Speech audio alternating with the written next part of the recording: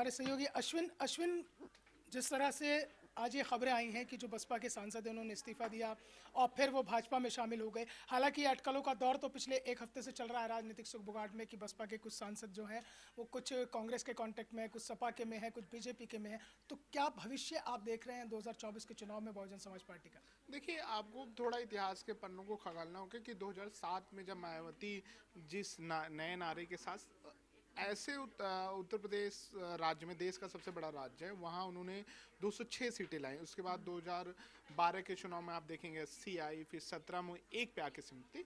तो आप एक पार्टी एक राज्य वाली स्थिति में रहेंगे, आप अपने कार्यकर्ताओं को तवज्जो नहीं देंगे, वन मैन आर्मी बनने की कोशिश करेंगे।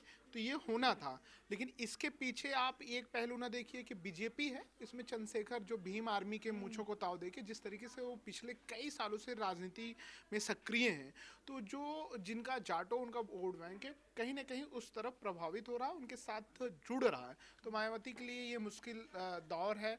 और क्योंकि आप जब बंद कमरे एसी से बाहर निकल के आप कार्यकर्ताओं के बीच में नहीं जाएंगे, आप प्रोटोकॉल मेंटेन करेंगे, तो रितेश जैसे और भी जाएंगे। सबसे बड़ा उनका बड़ा नाम अगर बात करें, उमा सिंह है।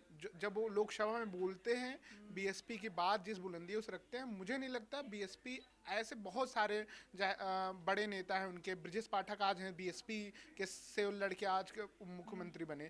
रितेश के परिवार को भी समझना चाहिए। उनके पिता राकेश समाजवादी पार्टी में विधायक हैं, उनके चाचा पवन पांडे एक बाहुबली की छवि रखते हैं, पूर्वांचल में एक अलग वोट बैंक है। उनके एक चाचा हैं कक्कू पांडे, वो मेनका गांधी के चुनाव में बहुत हेल्प किए थे 2019 में, जब जब सोनू मोनू एक बड़ा नाम है पूर्वांचल में, जब वो चुनाव लड़े थे मेनका गांधी के खिलाफ।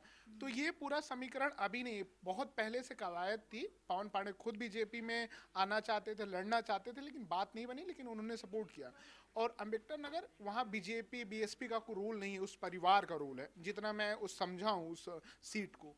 तो आप जब सत्ता में रहते हैं और जब आगे दिख रहे हैं, तभी आप अपने जनता के लिए काम भी कर पाते हैं। आप सत्ता से दूर हैं, आपका अधिकारी, आप योजनाएं को धरातल में लाने में आपको परेशानी होती है। आप हर कोई रघुराज नहीं हो सकता, हर कोई प्रमोद तिवारी भी नहीं हो सकता। सोशल इंजीनियरिंग को